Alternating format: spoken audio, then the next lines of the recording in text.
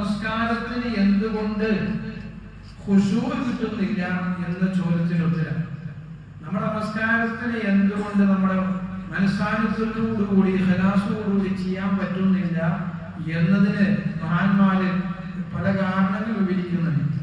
അതിൽ ഒന്നാമത്തെ കാരണം വുളൂഅ് അതിന്റെ പൂർണ്ണമായ രൂപത്തിൽ എടുക്കാത്തത് കൊണ്ടാണ് നമസ്കാരത്തിൽ അശ്രദ്ധ വരുന്നത്. നമസ്കാരത്തിൽ പല ചിന്തകളും പല രൂപത്തിലേക്കായി പോകുന്നത്. അപ്പൊ വുളൂ പൂർണ്ണമായി എടുക്കാത്തത് കൊണ്ടാണ്. അപ്പൊ വുളൂ എടുക്കുന്നത് തന്നെ കുറച്ചു നേരം 10 മിനിറ്റ് വാങ്ങ് കൊടുക്കുന്ന മുമ്പായിട്ട്, അത് 5 മിനിറ്റ് വാങ്ങ് കൊടുക്കുന്നതായിട്ട് വുളൂ കൊടുക്കാനായിട്ട് ഒരുങ്ങി തയ്യാറാണ്.